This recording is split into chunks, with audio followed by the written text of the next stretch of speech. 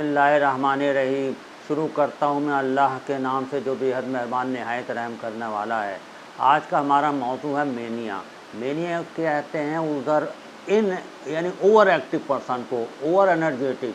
ये इतना ज़्यादा इसका मूड एलिवेटेड होता है कि बहुत ही ज़्यादा जैसे ये हवाओं में उड़ रहा हो, लेकिन इसके साथ ये इरिटेबल भी बहुत होता है। चिड़चिड़ापन ये कि इसमें बहुत आ जाता है।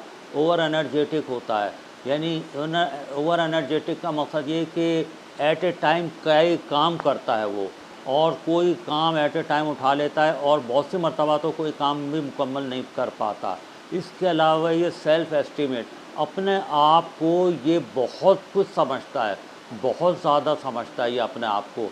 इसके अलावा ये है कि सेक्स एक्टिविटी इसकी बढ़ जाती है। अच्छा, रात की नींद इसकी ये कि उम्र कम हो जाती है, इतनी कम हो जाती है कि रात को भी काम कर रहा होता है, यानी इतना एनर्जेटिक होता है कि दिन को भी काम, रात को भी काम, बोलना ज़्यादा, और इतना बोलता है कि आपको लगेगा कि कहीं तो फुल स्टॉप लगे जो मैं इससे बात करूं, लेकिन वो चलता रहता है, बस बोलता रहता है। आप इसकी मिसाल इस तरीके से देखें जैसे उसके दिमाग में एक ट्रेन चल रही हो ख्यालात की, कि वो ट्रेन रुकने का नाम नहीं लेती, जिसको हम कहते हैं फ़्लाइट ऑफ आइडियाज़, यानी आइडियाज़ ही आइडियाज़। तो इसी तरीके से वो बोलता ही रहता है। ये देखें, बहुत ही उसके ऊंचे ख्यालात होते हैं। गाड़ी चलाएगा तो बहुत तेज़ चलाएगा, समंदर में जाएगा तो सबसे आगे आगे यही लोग होते हैं। फिर ये बहुत ही रिस्की काम करते रहते हैं। फिर ये कि इनके जजमेंट बहुत ख़राब होते हैं, जजमेंट इतने अच्छे नहीं होते हैं। अब ये अगर स्पेंड करेगा तो महंगी महंगी गाड़ियाँ ख़रीद लेगा, या महंगी ज्वेलरी इसने ख़रीद ली। अब आप देखें कि इसकी, लेकिन एक बात आपको याद रखनी है कि इसके अंदर से बिल्कुल फील नहीं हो रहा होता है कि ये अपने आप से कर रहा है। और ये घर वालों को भी सोचना चाहिए कि भाई अपने आप से नहीं कर रहा है, वो भी इरिटेट होते हैं। वो समझते हैं कि ये बहुत ज़्यादा अपने आप को वाकई अहमियत ये देता है, ऐसी बात नहीं है। लेकिन मरीज़ अपने आप को बिल्कुल नहीं समझता कि मैं मरीज़ हूँ। अब जब नहीं समझेगा तो वो दवाई भी नहीं लेगा। अव्वल तो बाद दवा घर वाले भी नहीं समझते हैं, कहते हैं हर वक्त इनका मुँह चिड़चिड़ा रहता है, हर वक्त बात करते रहते हैं, हर वक्त बोलते रहते हैं, हर वक्त ओवर एनर्जेटिक रहते हैं। तो भाई क्योंकि घर वालों को भी एहसास करना चाहिए कि ये। और फिर आपने देखा होगा कि बुढ़ापे में भी किसी ने अपनी बीवी को खुदा न खास्ता तलाक दे दी। बड़े बड़े इनके वो होते हैं मंसूबे।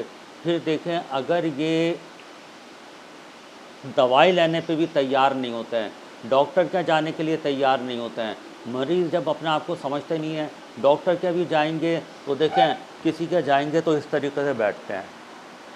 अब देखें जैसे कि एक डिप्रेसिव वाला पेशेंट इस तरीके से बैठेगा, अगर उसका वाइवा भी होगा तो कहेगा जी सर मैंने सर तैयारी की है, और अगर ये होगा तो इस तरीके से बैठेगा, ये ऐसे फैल फाल करके बैठेगा, और आएगा तो अस्सलाम वालेकुम डॉक्टर साहब, क्या हाल चाल है, ठीक हो, इस तरीके से वो हमें देखते के साथ ही। कपड़े पहनेगा तो रंग बिरंगे से पहनने की वो कोशिश करेगा। अब आप ये देखें कि जब ये मरीज़ डॉक्टर के पास आता है तो कहता नहीं डॉक्टर साहब मुझे तो दवाई की ज़रूरत है ही नहीं।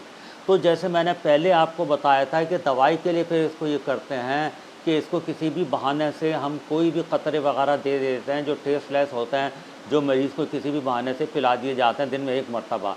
या अब ऐसे इंजेक्शन आ गए हैं जो कि 3 हफ्ते में एक मरतबा लगा दें। इसलिए देखें, पहले हमने इससे पहले पढ़ा था डिप्रेशन। अगर डिप्रेशन को और मेनिया को मिला दो तो ये कहता है बाईपोलर डिसऑर्डर। ये दोनों मिला के बतौर मजमूई हम कहते हैं बाईपोलर डिसऑर्डर। ये इस तरीके से समझें जैसे समंदर की लहरें हैं, ऊंची जाएंगी नीची, जब नीचे गई तो डिप्रेशन हो गया, फिर ऊपर गई तो मेनिया हो गया। जैसे कभी फलक बोझ और कभी कदम बोझ, इस तरीके से ये होती रहती हैं। तो ऐसे में अगर करंट ऊपर नीचे हो रहा होता है तो हम क्या करते हैं, स्टेबलाइज़र लगा देते हैं। इसी तरीके से इसमें मूड स्टेबलाइज़र देते हैं। जब मूड स्टेबलाइज़र देंगे तो इसकी कंडीशन किसी हद तक स्टेबलाइज हो जाती है, ना तो वो फिर डिप्रेशन में जाता है और ना फिर मेनिया में जाता है। अस्सलाम वालेकुम।